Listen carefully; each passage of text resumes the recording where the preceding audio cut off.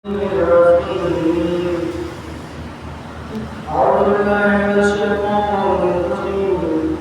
بسم الله الرحمن الرحيم. الحمد لله رب العالمين، والصلاة والسلام على سيد الأنبياء والمرسلين وخاتم النبيين مولانا محمد جد الحسن والحسين بن القاسم محمد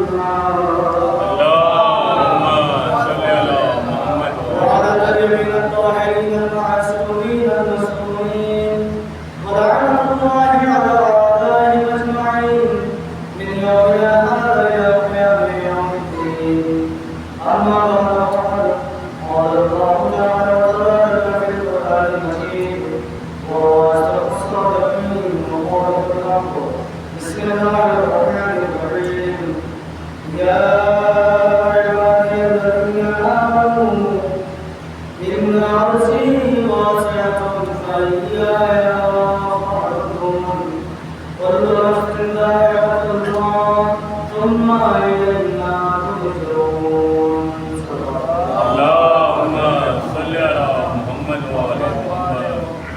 هذا سيد الناصر إنه رسول الحمد وإنه رسول التسبيح والمدد.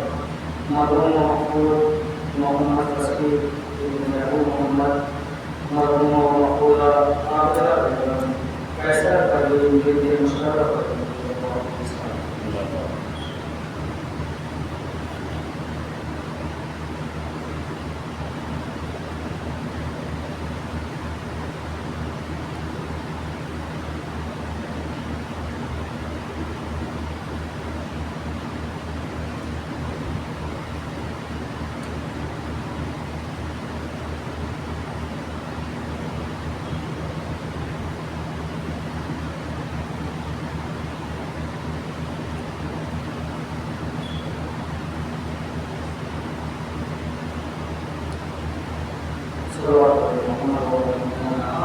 اللهم صل على محمد وعلى محمد.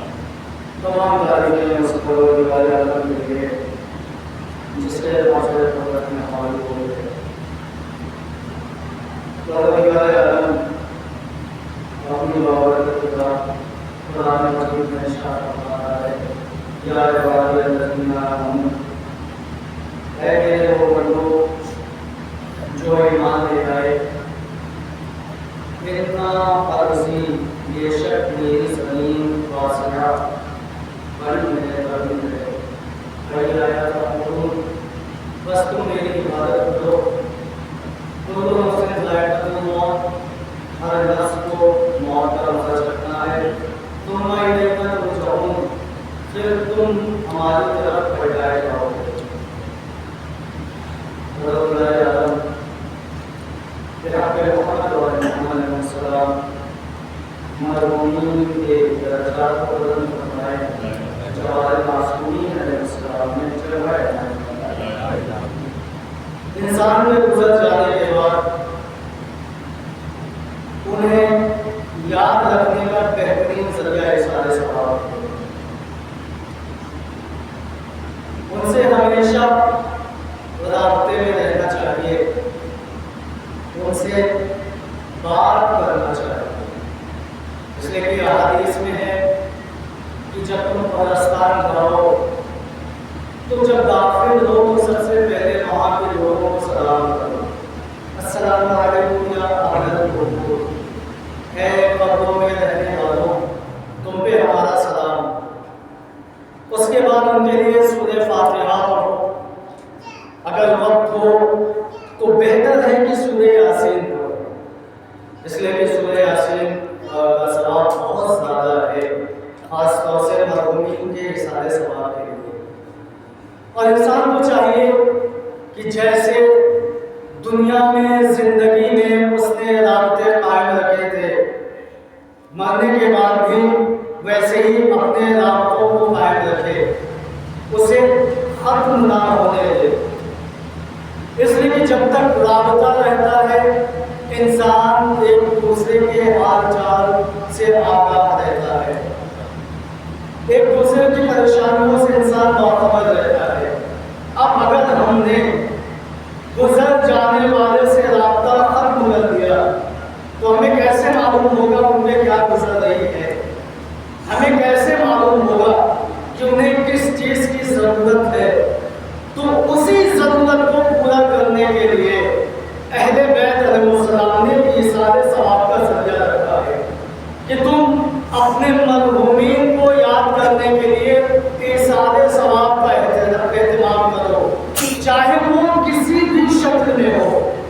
صرف وہ مجلس کی ہی شکل میں نہیں ہے، تم اپنے انداز سے، اپنے اعتبار سے، اپنی حیثیت سے تم ان کے لیے اپنی طرف سے کچھ تحفے بھیجتے رہا کرو. ایسا نہ ہو کہ جانے والا چلا گیا تم اس سے بے خبر ہو جاؤ، نہیں، بلکہ رابطے میں رہو. جب تک رابطے میں رہو گے انہیں بھی فائدہ ملتا رہے گا، تمہیں بھی فائدہ ملتا رہے گا. فائدہ انہیں ایصال ثواب کے ذریعے ملے گا. تم فاتحے کی شکل میں انہیں اپنے تحفے پہنچاؤ گے، خدا ان تحفوں کے بدلے ان کے گناہ ختم کر دے گا، ان کے ثواب میں اضافہ کر دے گا، ان کی قبر کی پریشانیوں کو ختم کر دے گا، جنت کے دروازے ان کے لیے کھول دے گا، لوگوں کو ان سے راضی کر دے گا، ان کے نامۂ اعمال کو بہتر بنا دے گا. ایسا نہیں ہے کہ صرف زندگی میں ہی نامۂ اعمال کو بہتر بنایا جا سکتا ہے، مرنے کے بعد بھی نامۂ اعمال کو بہتر بنایا جا سکتا ہے. اس کا ذریعہ ہے ایصال ثواب. اس لیے کہ مرنے والا اپنے پیچھے جہاں دولت چھوڑ رہا ہے، زمین چھوڑ رہا ہے، گھر چھوڑ رہا ہے، باغات چھوڑ رہا ہے، جائیداد چھوڑ رہا ہے، وہی وارث بھی چھوڑ رہا ہے، اولاد بھی چھوڑ رہا ہے. اب اولاد کا فریضہ ہے کہ باپ کے بنائے ہوئے گھر میں رہ رہا ہے تو ایصال ثواب کرے، اس کی دی ہوئی زمین پہ رہ رہا ہے تو ایصال ثواب کرے، اس کے دیے ہوئے چھت پہ رہ رہا ہے تو ایصال ثواب کرے، اس کے دیے ہوئے باغات سے فیض حاصل کر رہا ہے تو ایصال ثواب کرے. اولاد پہ فرض ہے جیسے زندگی میں والدین نے اسے نہیں بھولا ہے، مرنے کے بعد اولاد اپنے والدین کو فراموش نہ کرے. اس بات پڑھے محمد و آل محمد. انسان کے لیے بہت ضروری ہے کہ اپنے مرحومین کو فراموش بالکل نہ کرے، اور خاص طور سے ایسے وقت میں جب انسان پریشانی میں ہوتا ہو. اس لیے کہ والدین کی دعا بہت کام آتی ہے. جب جناب موسیٰ علیہ السلام کی والدہ اس دنیا سے گزر گئی، اس کے بعد جب جناب موسیٰ کوہ طور پہ جانے لگے تھے تو لڑکھڑا کے گر گئے. آواز سے قدرت آئی ہے موسیٰ سنبھل کر، اس لیے کہ اب تمہارے حق میں دعا کرنے والی تمہاری ماں موجود نہیں.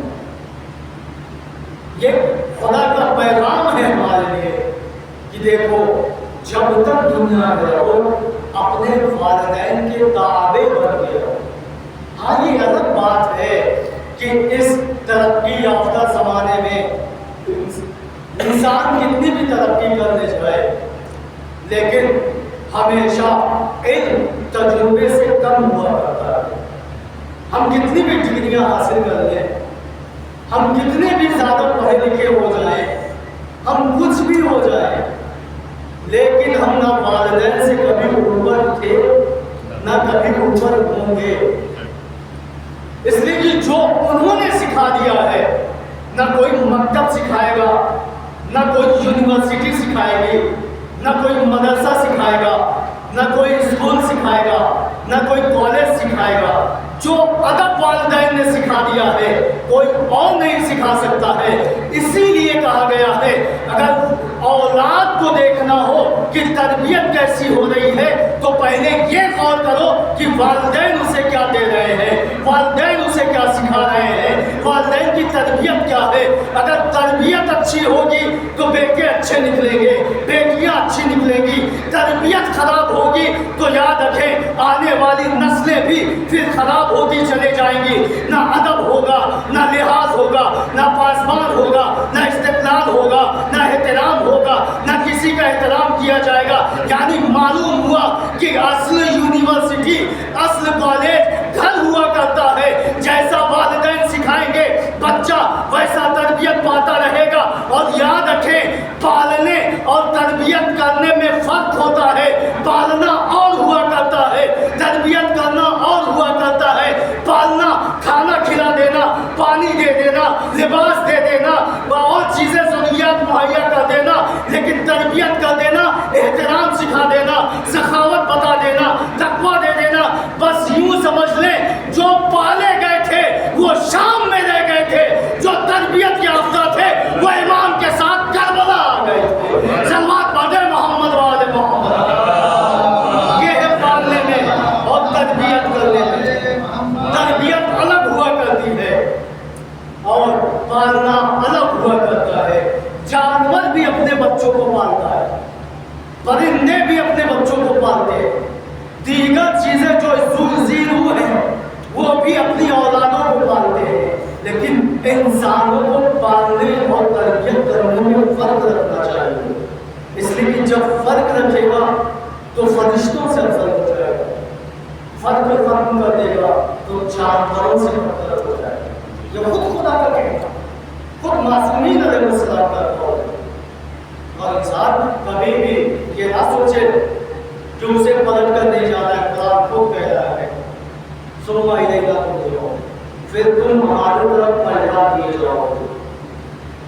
پلٹنا ہر کسی کو ہے, ہر کسی کو اس دنیا سے جانا ہے, لیکن انسان جانے کے لیے کچھ تیاری تو کرے. اس لیے کہ یہ جو زمانہ ہے اس کے بارے میں ملتا ہے کہ حادثاتی موت بہت زیادہ ہو جائے گی. جو انسان شام تک ہمارے درمیان بیٹھا تھا وہ اگلے لمحے ہمارے درمیان نہیں ہوگا. ہو سکتا ہے اگلے لمحے ہم آپ کے درمیان نہ ہو, موت کا پتہ نہیں کب ہمارے پاس آ جائے, لیکن موت کا وقت معین ہے, ہمیں خبر نہیں. پروردگار عالم نے اس کی خبر بندوں تک نہیں دی ہے تاکہ تم, اس لیے تم تک خبر نہیں دی جا رہی ہے تاکہ تمہیں آزمایا جائے کہ تم کس اعتبار سے زندگی گزار رہے ہو, تم کس لحاظ سے ہماری اس دنیا میں زندگی گزار رہے ہو. اور ایک فیصلہ اور کر دیا ہے خدا نے, انا ارضی واسعہ, میری زمین نہ کہ ہماری زمین, خدا کی زمین واسعہ بہت زیادہ وسیع ہے. فَإِيَّايَ فَاعْبُدُونِ, بس تمہیں چاہیے کہ میری عبادت کرو, میرے علاوہ تم کسی کی عبادت مت کرنا.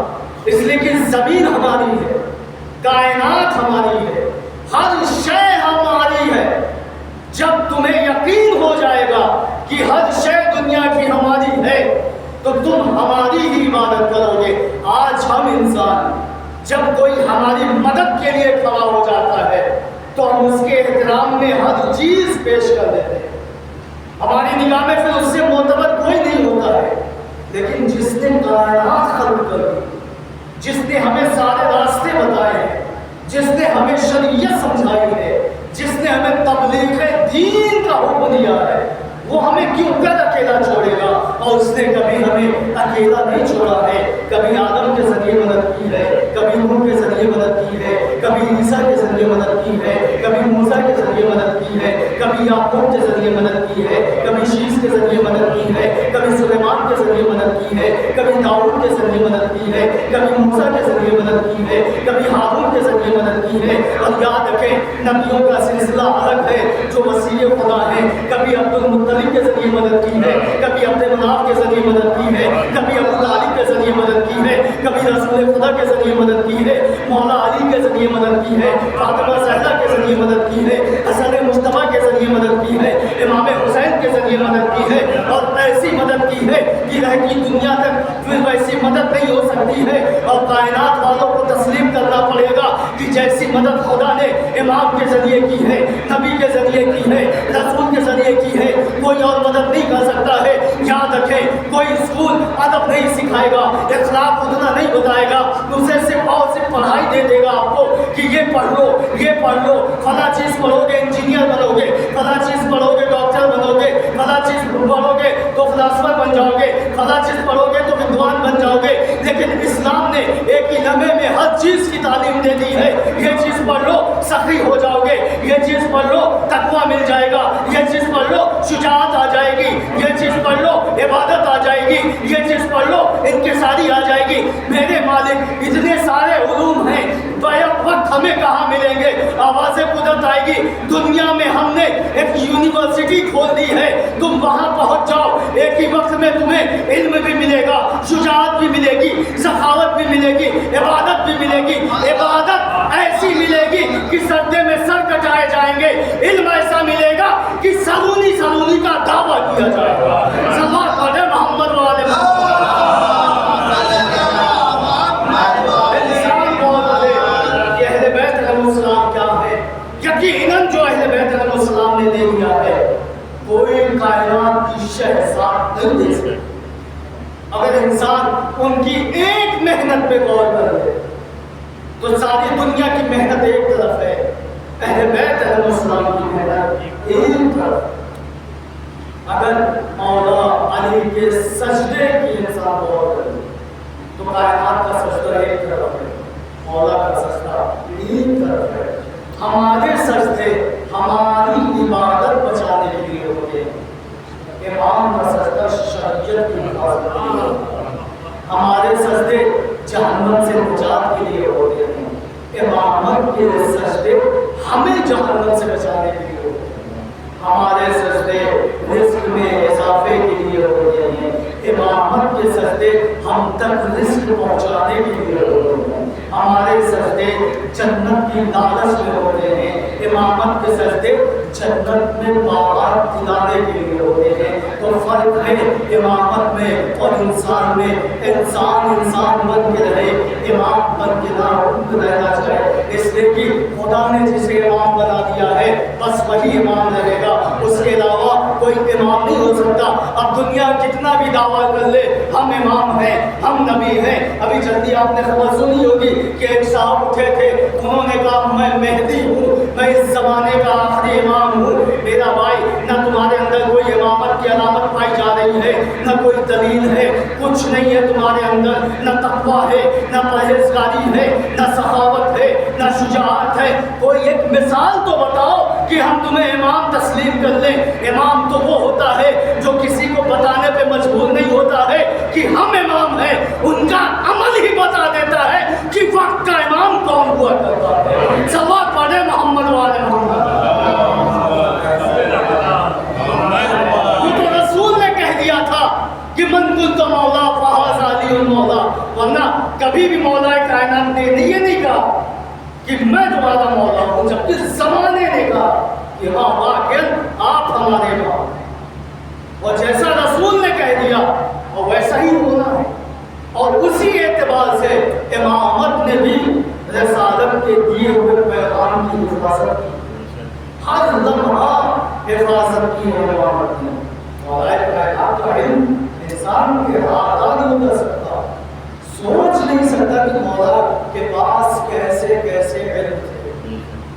سب سے پہلے جنہوں نے جغرافیہ فلاسفر کی کتاب لکھی تھی جابر بن حیان صاحب علیہ محمد امام جعفر صادق آج زمانہ کہتا ہے نا کہ مسلمانوں نے کیا کیا نہیں کیا، آپ بتائیں کیا نہیں کیا۔ سب سے پہلے جو علم لوگوں کے درمیان پہنچایا گیا ہے، اسی بیس پر پہنچایا گیا ہے کہ پہلے تم خود اس عمل میں آگے بڑھو، بعد میں لوگوں تک تعلیم پہنچاؤ، بعد میں لوگوں تک علم پہنچاؤ۔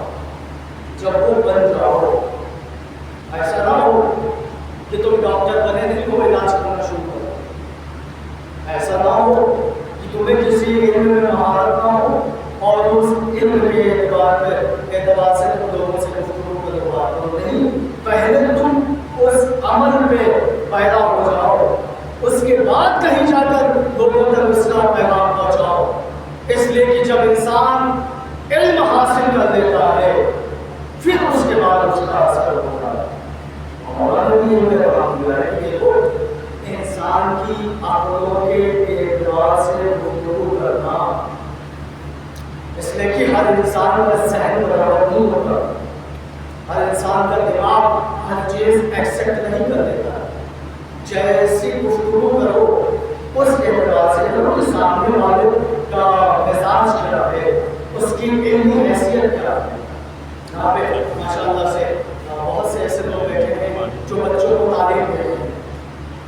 اگر کوئی استاد نرسری کے بچے کو 5ویں کلاس کی تعلیم دے رہے تو بچے کو کیا سمجھ میں آئے گا؟ ہم ہی ہیں کوئی ابتدا سے علم دین حاصل کرنا چاہے، ہم اسے اول کی دینیات کے بجائے 5ویں کی دینیات کو پڑھا رہے ہیں تو اسے کیا سمجھ میں آئے گا؟ پہلے ابتدا ہے، پھر اس کے بعد انسان دھیرے دھیرے آگے بڑھتا ہے. اسی لیے خدا نے بھی اس اعتبار سے رسولوں کا انتظام کیا کہ پہلے انسان سمجھے کہ دین کیا. اسی لیے جناب آدم سے ابتدا کی ہے کہ پہلے قرآن دین پھیلایا جائے، پہلے شریعت بتائی جائے، پہلے شریعت سمجھائی جائے. دھیرے دھیرے جب لوگوں کو سمجھ میں آئے گا پھر اس کے بعد اس کا اسٹیپ بڑھایا جائے گا، اس کا لیول بڑھایا جائے گا، اس کے لیے قدم کو آگے بڑھایا جائے گا. جب خدا نے دیکھ لیا کہ یہاں انتظام بہتر ہو رہے ہیں تو اس کے بعد آخر میں اس نے اپنے رسول کو بھیجا ہے، اور بھیجنے کے بعد کہہ دیا ہے کہ بے شک ہمارا رسول دنیا کے لیے رحمت ہے، اور واقعا رسول رحمت ہی بن کر آئے. کسی نے رسول سے کبھی یہ نہیں سنا ہو کہ کسی کی برائی کر رہے ہو، اور رسول کسی کی برائی کر دے ہو ہی نہیں سکتا. جو رحمت کا سبب بن کے آئے وہ زحمت نہیں بنا کرتا ہے، اور جب بھی بولے گا رحمت کی باتیں بولے گا، جب بھی کچھ کرے گا رحمت کی باتیں کرے گا، جب بھی چلے گا رحمت کے سائے میں چلے گا، جب بھی بیٹھے گا رحمت کے سائے میں بیٹھے گا، جب بھی اٹھے گا رحمت کے سائے میں اٹھے گا، جب بھی سوئے گا رحمت کے سائے میں سوئے گا، جب بھی نماز پڑھے گا رحمت کے سائے میں نماز پڑھے گا، جب بھی خطبہ دے گا رحمت کے سائے میں خطبہ دے گا، جب بھی وہ کسی کو کچھ بتائے گا رحمت کے سائے میں بتائے گا. اور رسول نے بتا دیا ہے کہ دیکھو قولوا لا الہ الا اللہ تفلحوا، کہو لا الہ الا اللہ تاکہ تم فلاح پا جاؤ، کہو لا الہ الا اللہ تاکہ تمہیں کامیابی مل جائے، تاکہ تمہیں جنت مل جائے، تاکہ تمہارے گناہ معاف کر دیے جائے. رسول نے اتنی زحمت اٹھانے کے بعد بھی کبھی بھی اف نہیں کہا کہ خدایا یہ ہمیں پریشان کر رہا ہے، بلکہ رسول کو لوگوں نے اس کا برعکس دیکھا ہے کہ جب پریشان کرنے والا پریشان کرنا چھوڑ دیتا ہے تو گھر پہ آ کے پوچھتے ہیں آپ کا مزاج کیسا ہے، کہیں کوئی چیز کی کمی تو نہیں ہو گئی ہے. تو معلوم ہوا اگر تم خدا کی راہ میں آگے بڑھ رہے ہو تو مسائل کی طرف غور نہ کر کے رحمت خدا کی طرف نگاہ رکھنا، تمہاری پریشانی حل ہوتی چلی جائے. صلوات والے محمد والے محمد. یہ ہے رحمت خدا کہ انسان ذرہ برابر بھی رحمت خدا سے مایوس نہ ہو. خدا کی رحمت سے کبھی مایوس نہ ہونا، اس لیے کہ مایوس ہو جانا کفران نعمت ہے. انسان کبھی بھی مایوس نہیں ہو سکتا اور ہونا بھی نہیں چاہیے. ابھی جیسا کہ آپ لوگوں کو خبر ہے کل ہمارے گھر کے لیے ایک حادثہ پیش آیا. خدا ہمارے بڑے ابو کی مغفرت فرمائے، ہمارے معصومین علیہ السلام. اب ہمارے پاس ان کے لیے سارے ثواب کے علاوہ کچھ نہیں. ہم جتنا ان تک پہنچائیں گے قدرت بھی ہمارا حصہ اس میں رکھتی چلی جائے. انہوں نے زندگی میں ہمیں یاد رکھا، اب ہماری ذمہ داری ہے کہ ہم انہیں یاد رکھیں. ہر کوئی اپنے مرحومین کو یاد رکھے. اس لیے جب روز محشر انسان بلایا جائے گا تو وہاں یہ بھی ہوگا کہ تم نے اپنے لوگوں کو کتنا یاد رکھا. اور والدین سے ایک سوال اور کیا جائے گا کہ تم نے اپنے پیچھے اولادیں چھوڑی ہیں تو انہیں کیسا چھوڑا، کیا تربیت دی، کیا پرورش کی، آیا تم نے دین اسلام کی ذرہ برابر تعلیم دی یا نہیں؟ اس کا سوال ہوگا. اور یقین جانے اگر خدا صرف اسی سوال پہ انسان کو روز محشر کھڑا کر دے گا تو کوئی جواب نہیں دے گا کہ ہم نے کیا چاہا. اس لیے کہ کہیں نہ کہیں زندگی میں انسان گناہ کر ہی دیتا ہے، اور اس کی تلافی اگر کر لے تو گناہ ختم کر دیا جاتا ہے. لیکن اگر اسے فراموش کر جائے تو وہ گناہ باقی رہ جاتا ہے اور وہ کہیں نہ کہیں مصیبت کا سبب بن جاتا ہے. کہیں نہ کہیں پریشان ہیں. آج اگر ہم واقعی پریشان ہیں تو اپنے عمل کی وجہ سے. عمل بہتر نہیں ہے تو ہم اس لیے پریشان ہیں. خدا کبھی بھی اپنے بندوں کو پریشانی نہیں مبتلا کرتا. اس کا خود کہنا ہے کہ ہم انسان کو اتنا ہی بوجھ دیتے ہیں جتنا وہ سہ لے. اس سے زیادہ ہم کسی پہ بوجھ نہیں ڈالتے ہیں.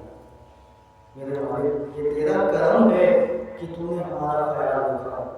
ہمیں بھی توفیق دے کہ ہم تیری اس دنیا میں تیرے لاچار مخار بندوں کا خیال رکھ سکیں. بہترین عبادت ہے اور محرومین کے لیے بہترین چیز ثواب جاریہ ہے. کوشش کریں کہ ثواب جاریہ کوئی چیز ان کے نام سے یاد کرتے جس سے لوگ فیضیاب ہوتے رہیں وہ ثواب جاریہ ہے. اس لیے جب تک وہ چیز باقی رہے گی مرحومین کو اس کا ثواب ملتا رہے گا. گرچہ مثلاً کسی نے مسجد بنوا دی کسی کے نام سے بہترین ثواب جاریہ ہے. جب تک مسجد رہے گی اور جب تک عبادت ہوتی رہے گی اس کا ثواب ملتا رہے گا. اور کتنا ملتا رہے گا یہ خدا سے بہتر کوئی نہیں جانتا. امام بالا نے بنوا دیا. ضروری نہیں ہے کہ ہم پورا ہی بنوائیں. اینٹ بھی اگر ہم نے اپنے مرحومین کے نام سے رکھی تو یقین جانے جب تک وہ باقی ہو تب تک اس کا ثواب ملتا رہے گا. ہم نے شاعر عام بنا دیا کسی عام راستے کے لیے کچھ کام کروا دیا.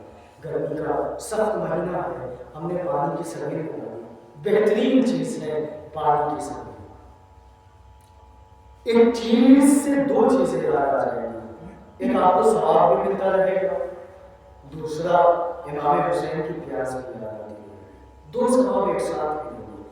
اور جب بھی آپ اس سیزن کیا کسی بھی سیزن میں کبھی بھی آپ پانی پیجیے تو پانی پینے کے بعد امام کو ضرور یاد کیجیے.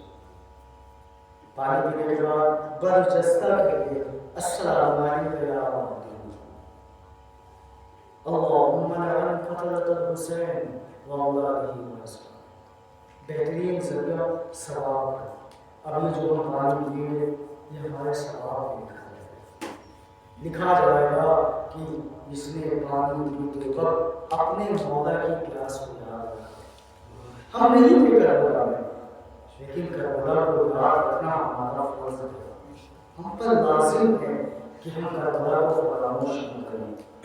آج کربلا ہی نے جس دنیا میں فرق پیدا کر دیا ہے کہ حقیقی مسلمان کون ہیں اور دکھاوے کرنے والے کون. کربلا نہ ہوتی تو پتہ بھی نہ چلتا کہ یزید کی طرف کون ہے حسین کی طرف. جس طرح مولا عباس نے خط کھینچ کے فیصلہ کر دیا تھا کون حسین ہے کون یزیدی ہے.